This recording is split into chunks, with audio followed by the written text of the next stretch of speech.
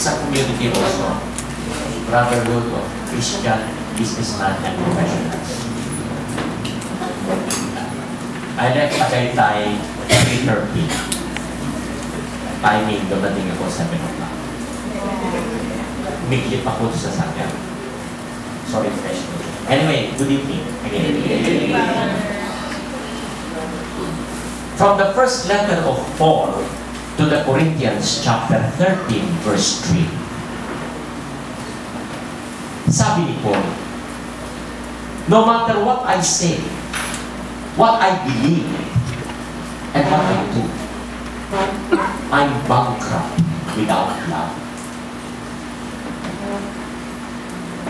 And in the second letter of John, chapter 1, verse 6, love means living the way God commanded us to live. As you have heard from the beginning, His command is this: live a life of love. Madaling sabihin, nagmamahal ako. Pero ako magsasabi sa inyo na totoo. In my old life, hindi ako madaling magmahal. I came from a strong family. My father is a strong person because he was a general. Kami magkakapatid. I have two brothers who are also retired militaries who are also hard on the day. Even myself. Sa first wife ko nga hindi nga niya masabi sa akin, marunong ka ba magmahal? Hindi ako showy. Hindi ako malambing. Noon yun. Pero ngayon, sumobra na. Sapagkat doon sa dalawang binasa ko, pinakikita po dito that life is all about love.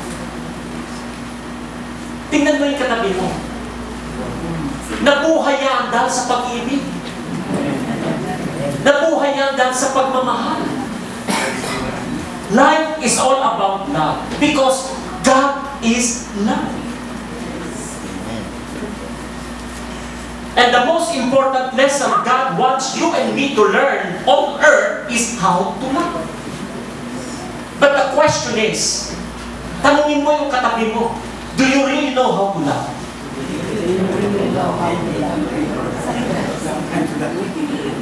Sa iba, normal na sabihin, oo naman, pakakasalan ko ba yan, hindi ko mahal.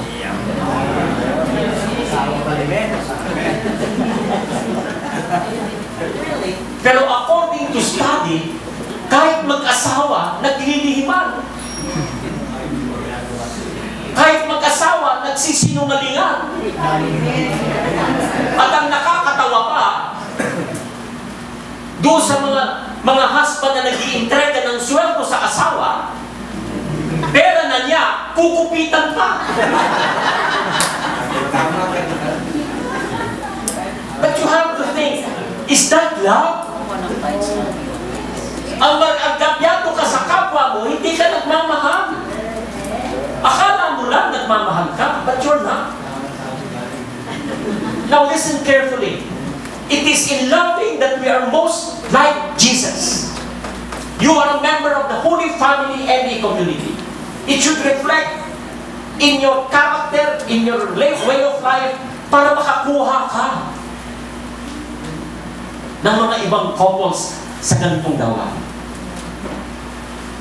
It is in loving, I repeat, that we are most like Jesus. So love is the foundation of every command He has given us. That's why in the letter to the Galatians chapter 5 verse 14, it says, the whole law, ang buong kautusan, can be summed up in this one command. Love others as you love yourself. Now listen carefully. Learning to love unselfishly is not an easy task. Uulitin ko po. Learning to love unselfishly, it is not an easy task. It runs counter to our self-centered nature. Do you agree? Do you agree? Tignan nyo na lang. Husband, may mga husband. Uunahin ang barkada bago pamilya. Iba nagmamahal.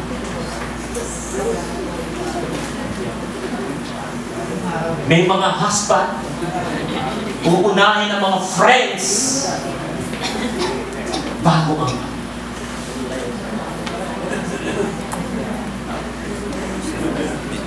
again, learning to love unselfishly is not an easy task. It runs counter to our self-centered nature. That's why we were given a lifetime to learn it. Mag-aral ka ng lawyer, 10 taon, graduate ka, may diploma ka, tapos ka na. Mag-aral ka ng medicine, 10 taon, may diploma ka, tapos ka na. Pero ang matuto ka, mag-aral ka ng pagmamahal, God has given us a lifetime to learn it. Kaya meron ako mga napuntahang mga matatanda, mamamatay na, doon palang nagpapatawad at nagmamahal. We were given a lifetime to learn. God wants to love everyone, including your neighbor. God loves to love everyone. Okay? But He is particularly concerned that we learn to love others in His family. Peter tells us, show special love for God's people. And St. Paul said, when we have the opportunity to help anyone, we should do it. But we should give special attention to those who are in the family of believers. Kaya importante ang community. Kaya binigyan naman kayo ni Lord ng Holy Family.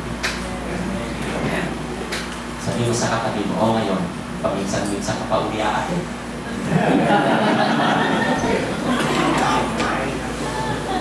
Okay. Now, why does God insist that we give special love and attention to other believers? Or why do they get priority in loving? You know why? Because God wants His family to be known for its love more than anything else.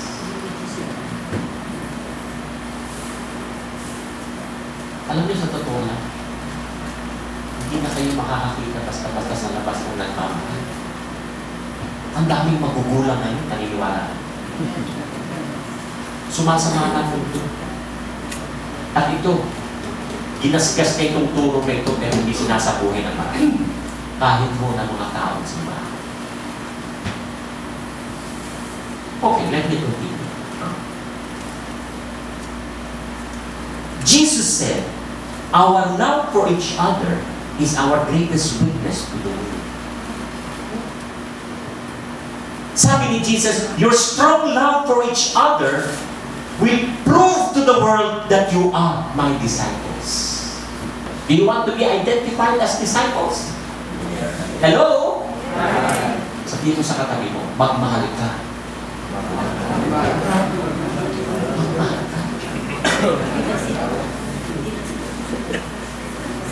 You know, in heaven, we will enjoy God's family forever.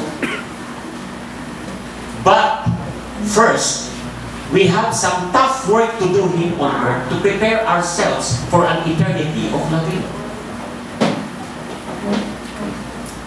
God trains us by giving us family responsibilities. Dito sa Holy Family ME community, lahat ng mga miyembro rito ay puro couples. Correct? Kaya nga si Lord, binigyan tayo lahat ng family responsibilities sapagkat ang pagmamahalan ay nagsisimula sa tahanan. Diyan tinuturo yan sa loob ng tahanan. Okay? And according to study, maraming mga kinakasal, mga irresponsable. Naniniwala mo ba?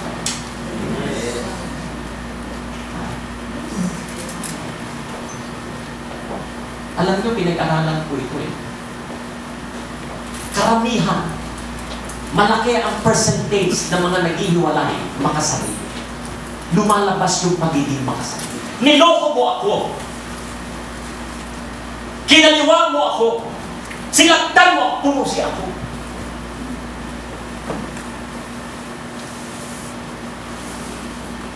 Hindi ka na nagbago. Pagod na ako. Puro ako. Alam niyo ba na tuwing maghihiwalay ang magulang, ang unang tinatamaan ng matindi, anak?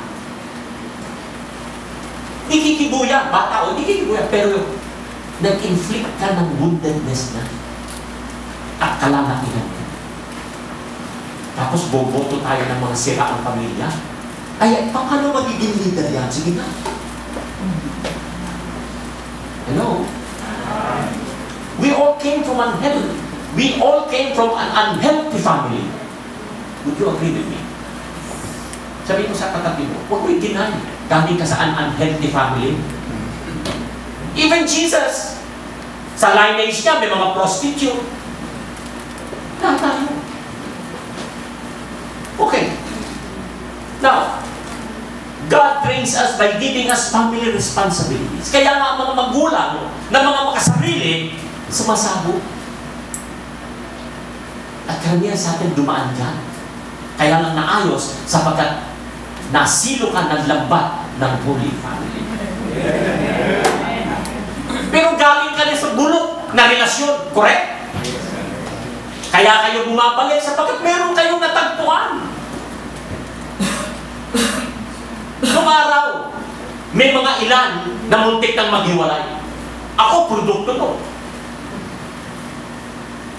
Pero nasalba. Kaya gusto nyo, family of believers. Importante. God wants you to be in regular, close fellowship with other believers so you can develop the skill of loving. You got to learn the skill of loving. May skill po yan. Hindi ako naniniwala sa mga tao puro sabi, oh, mahal ko yan already. Let me go on and you will understand little by little. Okay? So again, ang gusto ni Lord, to be in regular, close fellowship with other believers so you can develop the skill of loving. Tandaan mo, love cannot be learned in isolation. You have to be around people. Did you get that? Sabihin mo sa katabi mo, narinig mo ba yun? You have to be around people. What kind of people? What kind of people? Irritating, imperfect, and frustrating people. Through fellowship, we learn 3 important truths. And that is what I will discuss today. Tatlo lang to. Hindi mahirap tandaan. Madali kabisaduhin. Ito lang ang pag-uusapan natin ngayong gabi. Uwi na tayo. So, 3 important truths. Una, the best use of life. The best use of life is love. If you love, then you have love. But if you don't love, you don't have love. You are just existing. You understand what it means you are just existing? Take for example, this, ano to? May buhay ba to? But it is existing. You're just like that. Parang ang monog lang. It exists, but it has no life. That is how the Lord describes a person who do not love. You are just existing. So the best use of life is love. Magmahal ka para magkaroon ka ng buhay. Aba, nagkaroon lang ng buhay si Brother Chico nung ma-realize niya ang kahalagahan magmahal. Kaya God is love. So the best use of life is love. In other words, love should be your top priority. primary objective, and greatest ambition. Dami natin ina-ambisyon sa buhay, pero dito tayo nagpunta. Love is not a good part of your life. It's the most important part. The Bible says, let love be your greatest aim. You know, it's not enough. Hindi mo sapat to say, one of the things I want in life is to be loving. No, don't say that. As if it's in your top 10 list. Tandaan ninyo, relationships must have priority in your life above everything else. The question is why? Because life without love is really worthless. Walang saysay ang buhay pag walang pagmamahal. Amen? Amen. Now, St. Paul makes this point, as I mentioned at the start of the talk. No matter what I say, what I believe, and what I do, I'm bankrupt without love. Often we act as if relationships are something to be squeezed in our schedule. We talk about finding time for our children or making time for people in our lives. Well, that gives the impression that relationships are just a part of our lives along with many other tasks. Pero para sa Diyos, sabihin ko sa inyo, for God says relationships are what life is all about.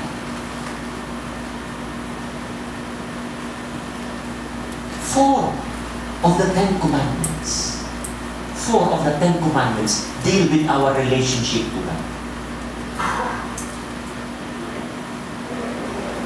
While the other 6 deal with our relationship with people. But all 10 are about relationships. And Jesus summarized what matters most to God in 2 statements. Love God and love people. Alam niyo kung mag-iisip lang mabuti, bagay si Brother Chito ho, maliit lang eh. Napakaliit ko lang sa simbahan. Kaya nga, sinasabi ko sa inyo, kahit sa simbahan, hindi madama na minsan ang pag-ibig. May pilian. Naniniwala kayo? Pero kung ito lang dalawang utos ng Diyos na napakahalaga, burahin mo na ang pinagkakaguluhan nilang batas sa Kongreso, sa Senado. Turuan lang ang tao magmahal sa Diyos ng totoo. May takot sa Diyos. Na mawala sa grasya ng Diyos. Magmahal sa kapwa. Walang gulangan, walang kurako, walang patayan, at walang digmaan. Pero imposible. Itong narinig nyo sinasabi ko, imposible mangyari. Dahil nga, sa simula natin na, puro tayo makasarili. Posisyon dito, posisyon doon. Do you understand? Sino kaya ang matapang na magsisimula? Kung ang dadatnan mo sa labas, puro ganun. Kaya huwag kayong magtaka. Alam ni Lord ang paraan para magising ang tao. Lilindulin na tao.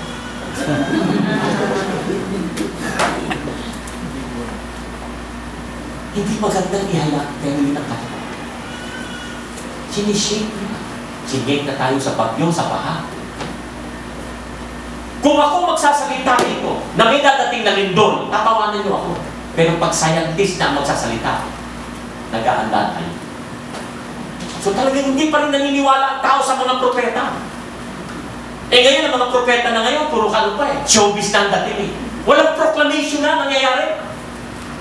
At marami na rin mga religious order na sumasawsaw na rin sa mga konsyerto. Hindi yun ang makapagpapabago sa tao. Ang makapagpapabago sa tao, yung katotohanan na inihahayag ng Panginoon.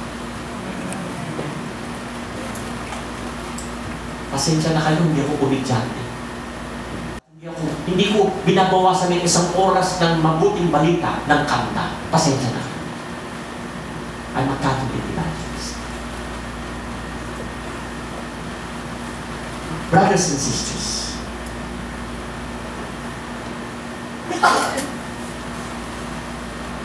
relationships, not achievements, or the acquisition of things are what matters most in life. So why do we allow our relationships to get the short end of the stick? Tandaan natin, business. Will you repeat the word? Business. Louder. Business. Business is a great enemy of relationships.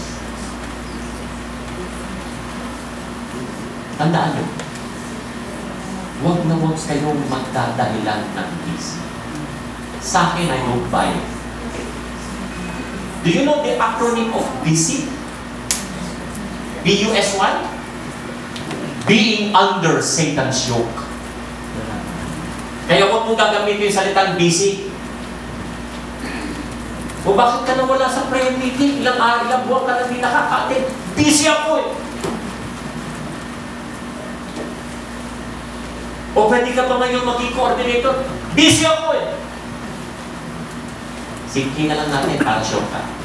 Pag na-busy ka, at hindi ko nagampanan ng tungkulin mo sa Diyos, isa lang ibig sabihin, diretso ko, na-demonyo ka. Sabi mo sa katabi mo, narinig mo yun. Kaya sa susunod na sasabihin mo na busy ka, na-demonyo ka, ka-exercise ka kay Father Lord. Para maalis sa iyo na. Okay. Now, when we become preoccupied with making a living. I know that most of you here are working. Okay? Pakinggan niyo ito. We become preoccupied with making a living, doing our work, paying bills, and accomplishing goals as if this task at the point of life. They are not. Hello? Pakiulit mo nga yung sinabi ko sa katabi mo. They are not. Akala mo lang. The point of life is learning to love God and people. That's why life minus love equals zero. Amen? Amen. Life, alisan mo ng pagmamahal, zero. Wala kang buhay, existing. Love will last forever. Narinig ko yung tinong kanina ni Brado. Saan yung president? Wala. Umuwi na. Wala, din ako po. Bigla na disip ko yan. Narinig ko kanina eh. Dinasan niya na sana ang pagmamahalan nila will last forever. That's true. Totoo yun. Love will last forever. That's why another reason God tells us to make love our top priority is that it is eternal. Amen? Amen. Eternal. Because God is love. Walang ending ang Diyos. God is love. Now, these three things continue forever. Faith, hope, and love. And the greatest of this is? Alam nyo eh. Alam nyo. Mga kapatid, makinig kayo mabuti. Anong gusto nyong maalala kayo ng mga mahal nyo sa buhay 20 years after you die? 20 years after your death. Anong gusto nyong maalala kayo ng mga anak nyo, mga kamag-anak nyo, kaibigan nyo? Anong gusto nyong maalala? Yung iba, ay lola ko, sungit nyo, nabubuhay. Ay tatay ko, naku, may mga kapatid kami sa labas, walang yan yung tatay ko, sugahan yan. Ano gusto nyo maalala kayo? 20 years pagka namatay. Sabi mo nga sa katabi mo, may maganda ka kayang alaala iiwan. Ay, nanay ko, ako Diyos ko, ang ingay nun. Pag tilaok ng manok sa kapitbahay, kasabay na tumitilaok sa umaga yun. Anong gusto mong paalala?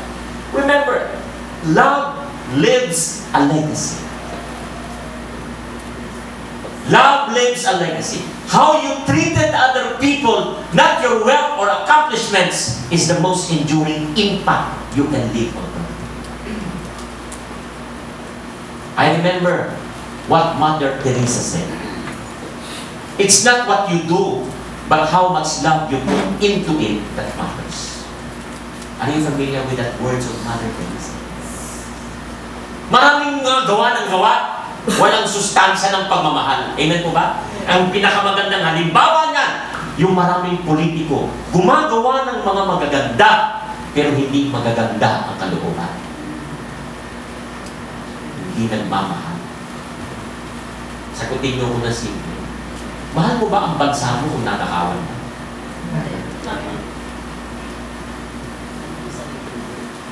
Siguro ba kahit mga nagta-tricycle na, naiintindihan niya. Di mas lalo naiintindihan ng mga edukadong tao yan.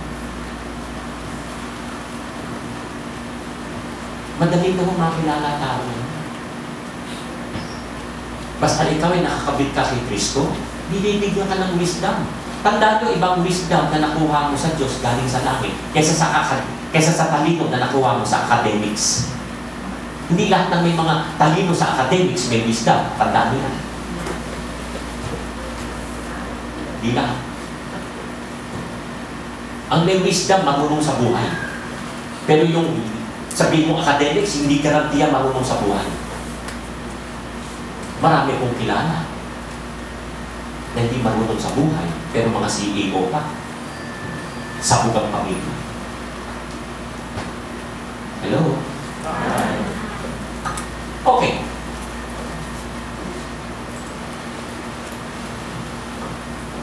I have been at the bedside of many people in their final moments. Alam niyo, ako po hindi lang ako iniimbitahan mag-talk sa mga prayer groups, conferences, conventions, retreats, recollect. Iniimbitahan din ako para mag-pray over ng mamamatay. Sabi ko, ba't ako tinatawag niyo para mag-pray over? Ba't di pare, para mabigyan ng last sacrament, yung extreme unction? Baka siguro narinig yung minsan sinabi ko sa talk ko, nakaramihan ng nililehans ko, namamatay. Kaya ang daming mga misis lumalapit sa akin, brother, pakilihans ko nga yung mga asawa natin.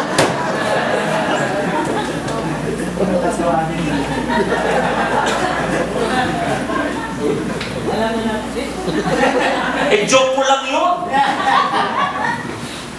Hindi, brother, nabigyan na siya ng last sacrament, pero gusto lang namin i-pray over.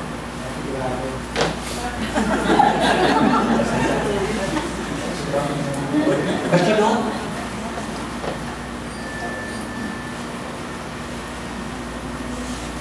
know, I used to give talks sa Oasis of Love.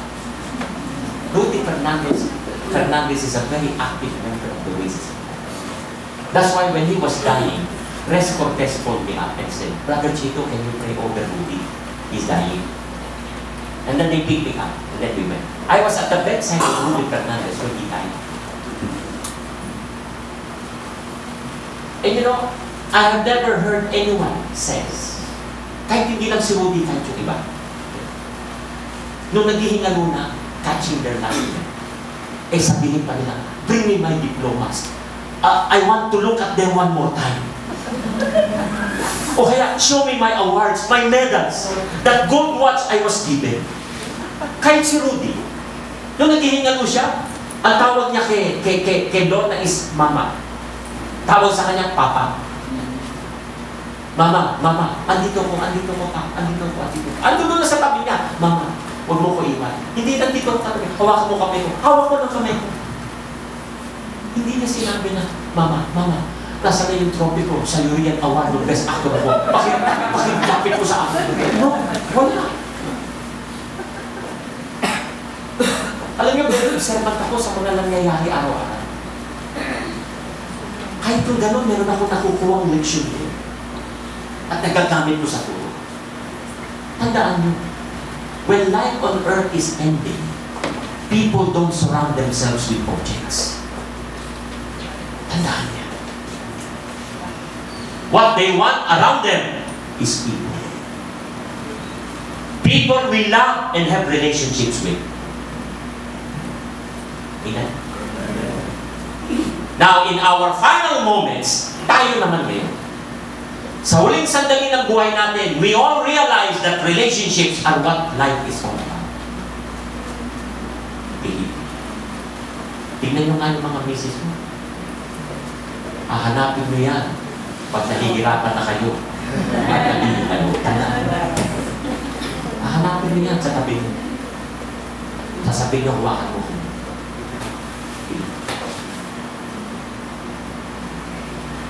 Kaya nga ho, wisdom is learning that truth sooner rather than later. Amen? Sabi mo sa katabi mo, gets mo?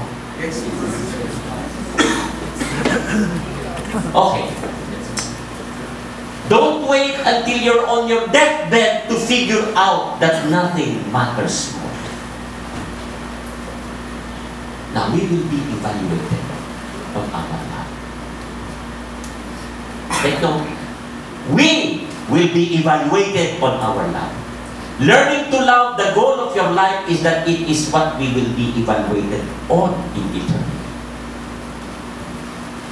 You know, one of the ways God measures spiritual maturity is by the quality of your relationships. In heaven, God won't say, tell me about your career, your bank account, and your hobbies. Instead, He will review.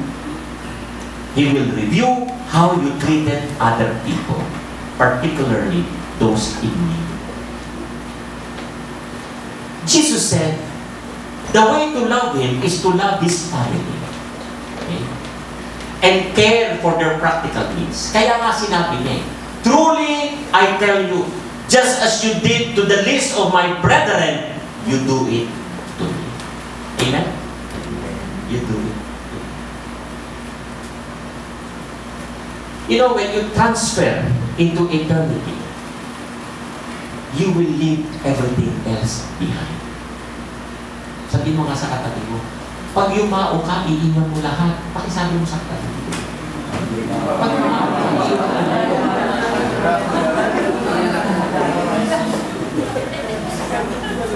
Pag-usapan nyo natin ito kasi katotohanan to eh. Correct? You will leave everything behind. When my father died, the armed forces gave him a military honor. He was wearing his white duck with color guard. A lot of chief attended. Even the president was there. During the necrological service, I was watching my father. Sana yung galing niya, nilipat ka sa akin. Wala siyang dala. Sabi mo sa katabi, ikaw rin, wala kang dadabi. When you transfer into eternity, you will leave everything else behind, including your sunglass, your eyeglass rather. Siguro ito lalagay lang sa kabaon mo sa coffee sa ibabaw. O kaya lalagay sa altar. Iwan mo lahat yan. Kahit yung dinadry mo sa sakyan, iiwan yan. Titignan ng misis mo yan, naalala ko si Papa. Iwan lahat yan. All you're taking with you is your character. Bulungan mo yung katabi mo. Yung character mo, babaguhin. Your character. Kung nagmahal. Kaya nga ang tanong, meron ka ba nun? Amen? Do I make sense? Yes. Okay. Thank you. Now, that's why the Bible says the only thing that counts is faith expressing itself through love. So that is the first.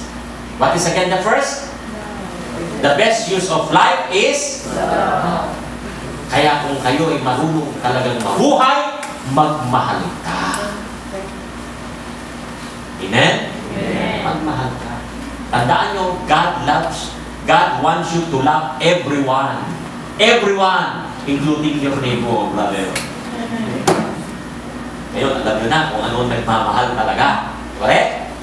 Yung mga irritating, imperfect, you please God through that. Pero yung mahalin mong misis mo, walang award yan. Kasi yung misis mo na ang reward ni Lord sa iyo. Gantimpala na ang misis mo, trophy na sa iyo yan. Kaya wala ka nang tatanggapin kahit mahalin mo yan. Iyon na yan eh. Ang mahalin mo, yung mga nagsasalita ng patalikod sa inyo, gaya ng plastic.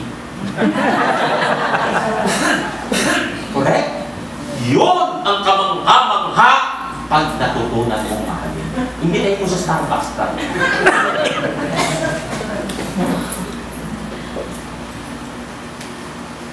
We go to the second. The second is the best expression of love is time.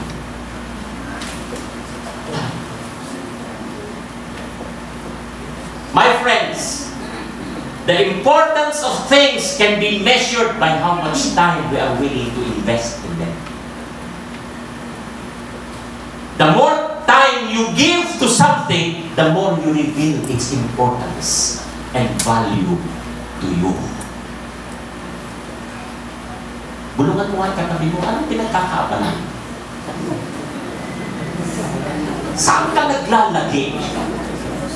Saan mo ibinubuhos ang panahon mo? You know what? If you want to know a person's priorities, just look at how they use their time. Sigurado, alam mo na agad ang priority.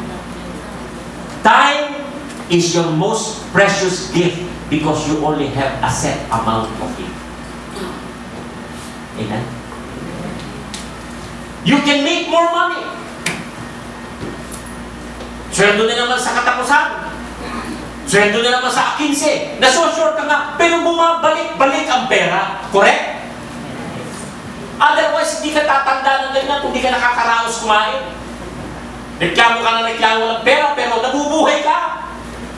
That's why, again, I will repeat, you can make more money, but you can't make more time. When you give someone your time, you are giving them a portion of your life that you'll never get back. Do you understand? Yes. Your time is your life. That is why the greatest gift you can give someone is your time. Keep that in mind. Sabihin mo sa katabi mo, tandaan. The greatest gift you can give someone is your time. That's why, my dear brothers and sisters, it's not enough just to say relationships are important. We must prove it by investing time in them. Words alone are worthless. The Bible says, my children, our love should not be just words and talk. It must be true love which shows itself in action. I tell you, relationships take time and effort. Tignan niyo si Lord, kaya tayo tinatawag sa renewal. Kasi gusto niya makipagrelasyon sa atin. Si Lord open siya makipagrelasyon sa atin. Pero hindi lahat tayo open. Amen po ba? Naniniwala kayo, in every community, hindi lahat bukas? Iba-ibang pananaw ng mga nandyan. Iba-iba mga interes at ambisyon ng mga nandyan. Sa katunayan niya, kukunti lang ang talagang tumatanggap nitong turo ito. Mamaya, tatalakayin ko yung basag na basag ko nang naririnig na dahilan na kahit mga edukadong tao sila sabi. Brother, kung di kami maghahanap buhay, paano kami mabubuhay? Hindi na ako pumapatol. Kasi hindi pa rin nila naintindihan. Hindi ko sinasabing hindi mahalaga maghanap buhay. Pero may sinasakripisyo ang mga tao nagsusugsug sa hanap buhay. Hindi mahalaga maghanap buhay. Pero may sinasakripisyo ang mga tao nagsusugsug sa hanap buhay. may nasusubtract sa inyo kung ano. Let me go on and I will explain more. Okay.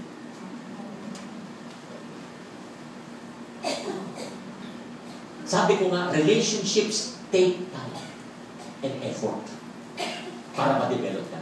Katulad sa Diyos. Gusto mo ma-develop ang relasyon mo sa Diyos, it take time. A-attend ka ng Bible study. A-attend ka ng mga talks. It takes time. Effort, pupunta ka dito. Correct? Para ma-build yung relationship mo sa Diyos. Because faith comes by hearing the word of God. It takes time and effort. And the best way to spell love, by the way, spell love. I can't hear you. Spell love. L-O-V-E. Wow. If you will spell love L-O-V-E, it means you do not know how to love. Tonight, there is a new way of spelling love. If you want to spell love, the best way to spell it is time. If you will answer me time, you know how to love. Alam nyo, kahit ME tayo dito, hindi lahat dito may panahon sa isa't isa. Ilan ang mga misis na minsan, yung mga lalo na yung mga misis na hindi na nag-work, nasa bahay na lang. Alam nyo, mga brothers, mahirap din mo ang trabaho ng bahay. Yung maglaba, mamalengke, hindi ng mga anak, mahirap din yan.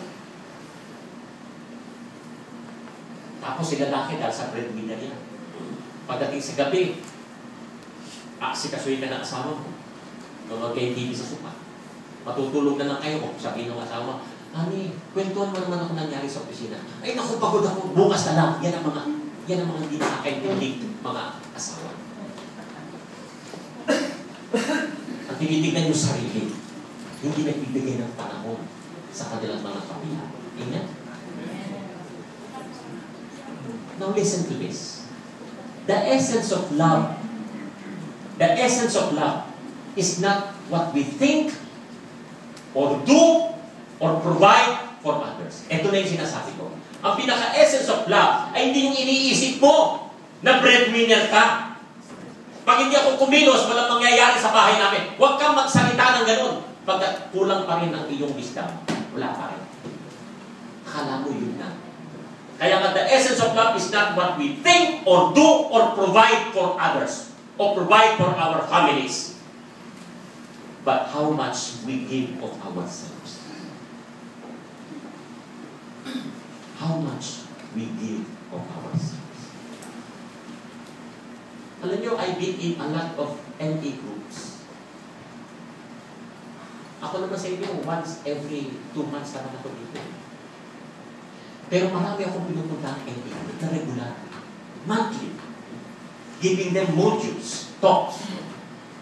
Men in particular, nilalapitan ako ng mga brothers. Makinig kayo.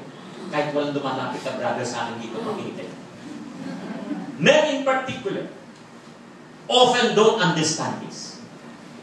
Many have said to me, lumapit sa akin, Brother Chito, I don't understand my wife and kids. Sabi nila, I don't understand my wife and kids. I provide everything they need. What more do they want?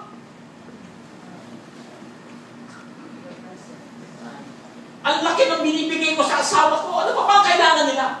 Yung anak ko nag-aaral sa exclusive school, may yaya, may driver. Malaki baon. Ano pa? Yung misis ko, sobra-sobrang binibigay ko pang grocery. May pang-baby salon pa siya. May belo-belo pa siya. At meron pa siyang pambiling Louis Vuitton. Ano pa ba ang kailangan nila? You know what? I smiled at them. Ninitiyan ko sila. And I looked at them straight from their eyes. And I said, they want you. Your eyes, your ears, your time, your attention, your presence, your focus, your time. Nothing can take the place of that. Mga misis, pakisabi nyo nga. Your focus. Your time. Nothing can take the place of that. Mga misis, pakisabi nyo nga sa mga husband nyo. Narinig nyo?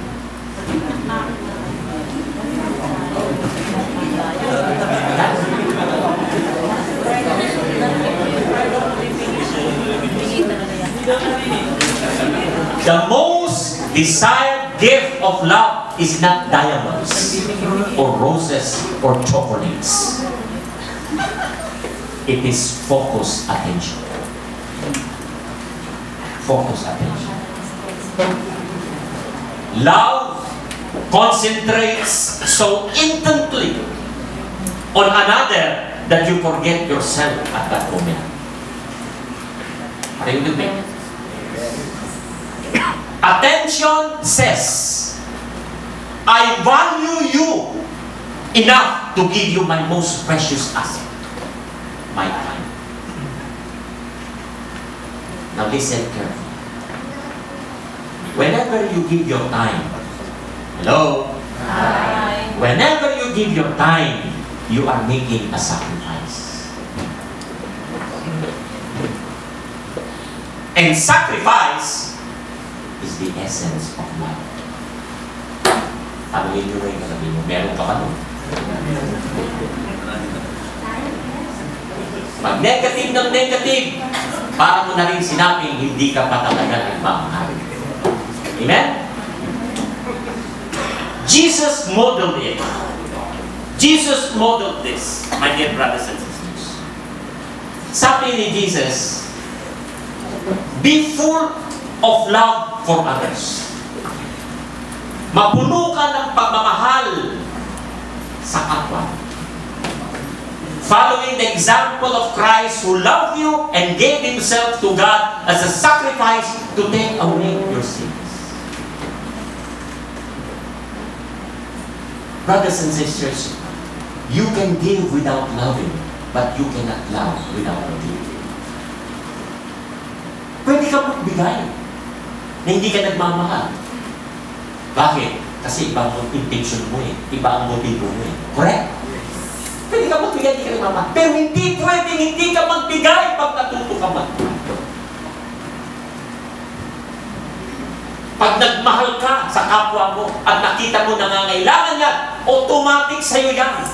Kundi mababagabag ka pag hindi ka magbigay. Tumulong. Amen po ba? Amen. Mahal niyo ba ang community nyo? Amen. Talaga? Sabi mo nga sa katabi mo, harapin mo ng face to face. Talaga?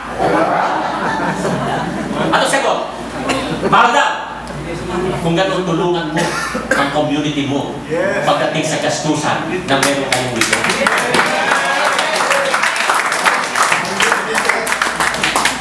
Hindi puro ka lang dakdak. Hindi enough ang presence. Tumulong ka. Needs eh. Kasama yun eh.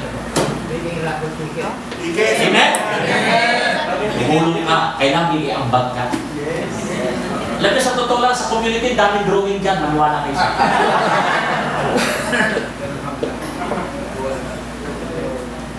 Sa dami kong pinuntahan ng community, hindi ako marunong ng mga ganyan, mga ganyan. Uy, kamusta ka na, brother? O, sister, oo. Gusto ko mag-ingat kayo sa mga ganyan. Okay. Love means giving up. Giving up. Yielding my preferences, comfort, goals, security, money, energy, or time for the benefit of someone else. Yun ang love. Kaya kung boboto kayo, tignan nyo kung yung boboto nyo ay may pagmamahal. At ang pagmamahal, ang definition niya, it means giving up. Yung politician is he willing to give up, yielding his preferences, his comfort, his goals, security, money, energy, or time for the benefit of taong bayan? Oo, wala nang papasadyan, maniwala kayo.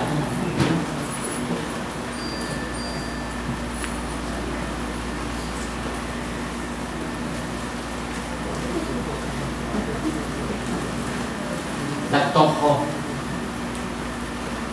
sa mga community na mga negosyante. Kanina, mga CEO, kasi busy dito, mga professional business. Sabi ko sa kanila, makinig kayo.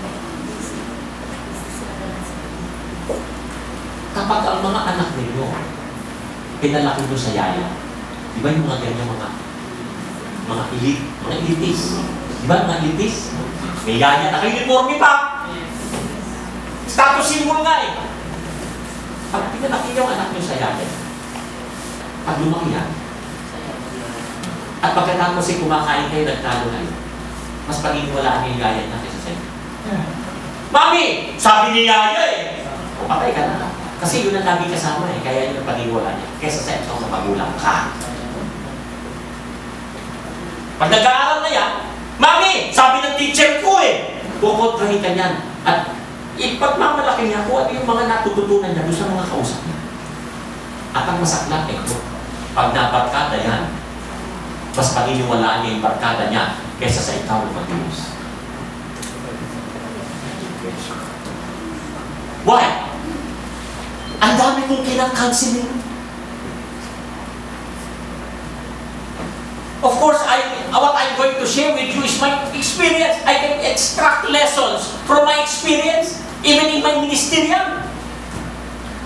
Mga CEO ito, hello! And perhaps some of you here are also CEOs. Huwag mo sabihin, master ka, PhD ka, ano yung PhD? Bumangin ka. Sorry. Wisdom ang kailangan mo. Relasyon sa Diyos. Sumusunod ka sa kalooban ng Diyos. That is what you need. Sapagkat si Lord ay papakilala sa mga umikinig sa Kanya at tumutupad sa Kanyang mga salita. Mananahan sa Kanyang Ama, sabi ni Kristo, mananahan ako sa Kanya, at ako'y lubusang magpapakilala sa Kanya. Kaya hindi lahat nakakakilala. Tingnan mo ba? Pag nagsalita si Lord, hindi matatanggap ng marami. Kasi tayo, ang academic na tinuro sa atin, kailangan mayroong facts, evidence, proof. Kailangan minsan you have to defend your thesis. Correct. Kailangan kumbinsin mo. Hindi ganun sa Diyos. Sa Diyos, kailangan may tanga ka talaga. Tanga ka sa tingin ng tao, pero sinusunod mo kahit imposible sa mga matatalino. Amen mo ba?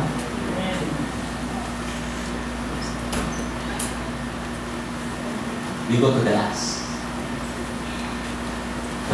Ano ulit number 1? Then, pangalawa? The last is the best time to love is now. Sabi mo ka sa katabi mo, ngayon. Huwag mamaya. Ngayon. Now, why is now the best time to express love? You know why? Why now? Because you don't know how long you will have the opportunity. You know, 2 days ago, I visited a friend. He was 33 years old. I visited him in a funeral parlor. He died at the age of 33. Cancer of the lungs because of smoking.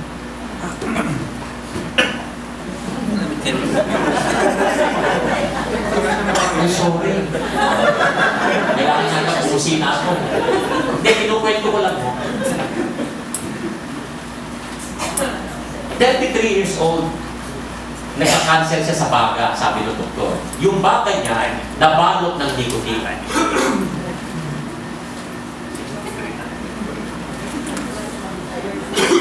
At pag nakabalot na ng nicotine, yung breathing niya, pag nag-expand siya, nasusuppress, hindi maka-expand mabuti dahil napabalot ng nicotine.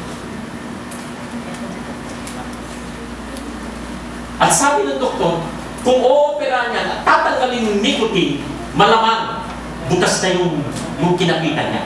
Butas na. Kasi ang nicotine, malapot yan. Amen? Sabi nga ng doktor Yun daw nicotine, parang matamis na baon. Kaya ang complaint niya, nahihirapan siya, may shortness of breath.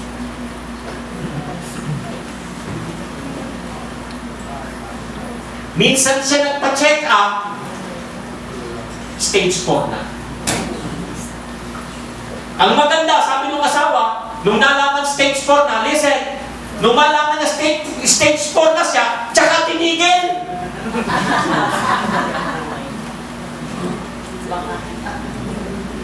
Bulungan mo kayo katabi mo, narinig mo ba yun? Ang hindi ko sabihin ito eh. Ihinto mo rin pala eh. Kailangan malaman mo lang na stage 4 ka na rin. Sayang. Sayang. Tandaan nyo, masarap iduyan ng apo. Allah, kung mauuna ka na, hindi mo na makikita lumalaki ako mo. Amen? Amen.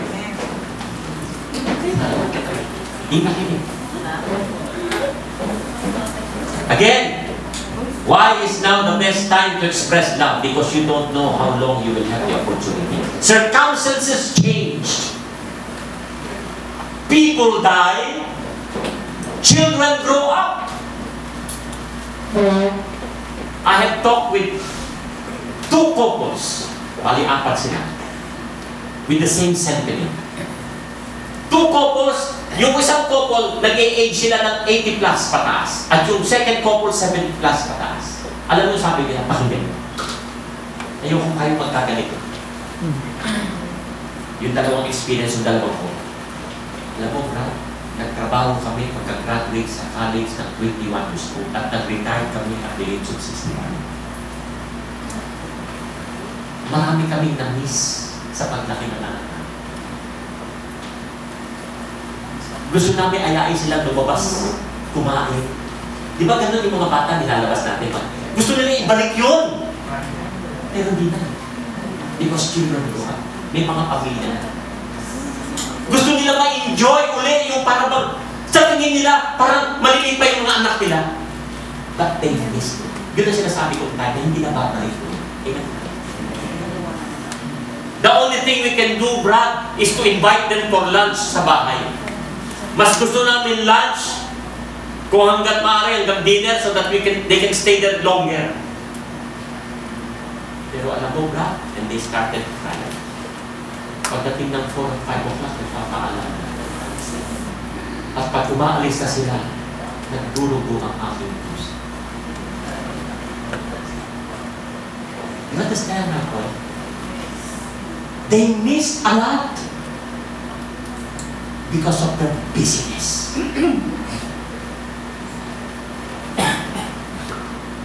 Kaya yung mga workaholic, walang wisdom. Hindi pera ang magpapasaya sa iyo. Relationship. Amen? Relationship. Believe me, I tell you. Kahit sabihin mo, pag-lista ka, nasa lista ka, wala ka rin. Ilang beses ako nagbigay ng recollection doon? Sa bugti ng pamilya, dapat maimbitahan ng Holy Family din mo ngayon. Mga atinista yan. Lasilista yan. It does not guarantee, I tell you.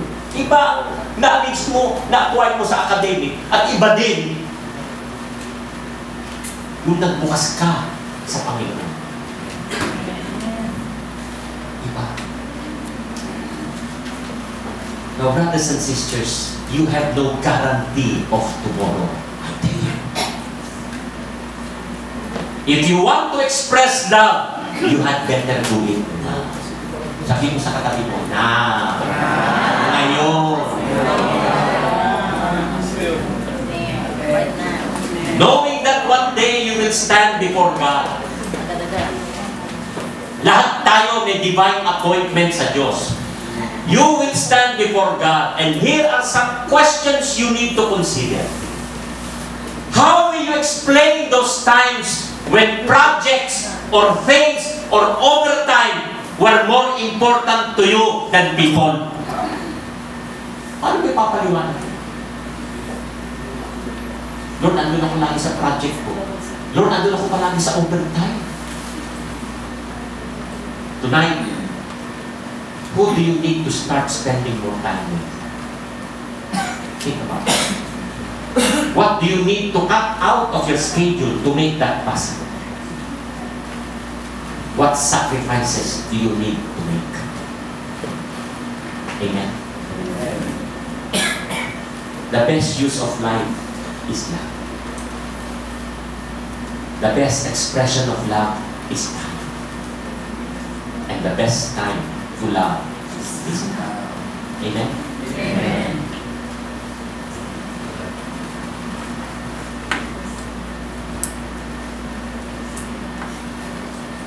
In other words, life is all about love.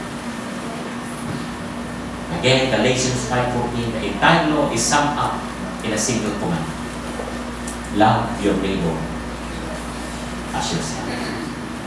Amen? Amen.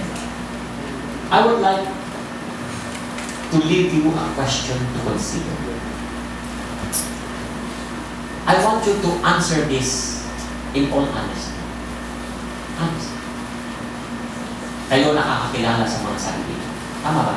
Hindi ko kayo kilala. Kayo nakakakilala sa sarili nyo at si Lord. Amen po ba? Amen. Kaya sagutin nyo ng buong kakakata. Tandaan ninyo, pag nagkamali ka ng sagot sa sarili mo na alam mo hindi naman ikaw yun, ibig sabihin mo, niloloko mo sarili mo.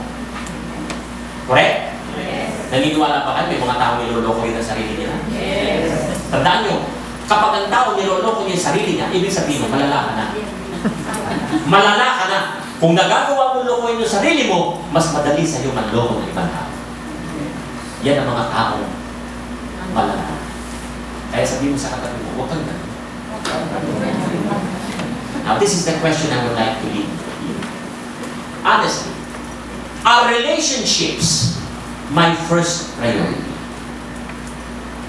If you will answer yes, then the second question is, how can you ensure that they are? Paano ka nakasisiguro? Ngayon, kung sinasabi mong hindi, huwag natin second question. Gumawa ka na ng paraan. Doon sa natin mo. Amen po ba? I would like to take this opportunity also that I will not be around October 29. That is 5th Thursday. The last 5th Thursday of this. Because I will be in the States. I need to leave. Sapagkat kasi po ako po ay ang status ko po kasi ay bukod sa nagbihins din ako doon. Ang status ko is I'm an immigrant. I need to leave. And hindi naman ako mawawala ng ministry sapagkat I used to go there to the States under the Diocese of Sacramento and San Francisco. I will be giving a talk there. So I need to leave October 12. And I will be back December 3. Because I will be giving talks there also. Kaya hati ang aking ministry. Diocese doon at diocese. So, pasensya na po kayo. Kasi wala ako doon sa susunod. But I'll be back December 1. And next year, I'll be staying along here. Siguro makabalik ako dito ng mga 8 weeks. Please pray for me because I also do ministry there. Kaya gusto ko lang maging stable kasi ang wife ko dual citizen. Ako naman immigrant pa rin naman. Kaya naman ako kasi I used to go there kasi sa Diocese of San Francisco. They used to invite me every year. Every year. Ngayon, nalaman nila pupunta ako doon because kailangan, because of my immigrant, nagbigay na sa akin ng mga schedule programs. Please pray for me. Amen? Amen. Kapit na totoo lang. Huwag ko tatanggap naman. Establish ako dito. My ministry here is well established. Kumbaga sabihin comfort zone mo na ito. I know my schedules here and doon may challenge to. May challenge to. Dito ang tayuan mo, tanggap na ang salita ng Diyos. Doon maraming critical ang tutak ng tao. Akala lang siguro ng ibang speaker ang sarap mo naman po. Hindi po. Doon mga nanghihiliya ng speaker ng ibang tao. Kaya doon masusukat don't pour oil on you. Modesty aside. Dahil ako bold magsalita, sila nahihiya. Mga takot sila makasakit ng damdamin. Sabi ko, Father, ibig sabihin ako nananakit ng damdamin? Nagsasabi lang naman ako ng katotohanan. Oo nga, yun nga ang gusto namin sa inyo, katotohanan. Pero kami, hindi namin masabi nakakasaktan sila. Pero ikaw kasi you can get away with it. No, but you can get away with it because you are a priest. I was just trained a radical preacher, that's why. Kaya gusto nila ako yun. So please pray for me. Kasi talaga po na nagkabalas ko. Kesa dito. Dito, tanggap na dito eh. Amen po ba? Amen. Doon, tanggap doon. Pag nagtoka sa convention, tsaka sa kirban, okay. Pero pagka nagtoka sa neutral ground, minsan na sinabihin ako doon, Brother, we don't need Word of God here. If you are a financial advisor, then I will listen to you. Financial advisor. Ito, pera talaga mga mukha ng tao. So please pray for me. Amen? Amen. Let us all bow down our head. In the name of the Father, and of the Son, and of the Holy Spirit. Amen. Almighty Father, we give you thanks and praise for this wonderful evening.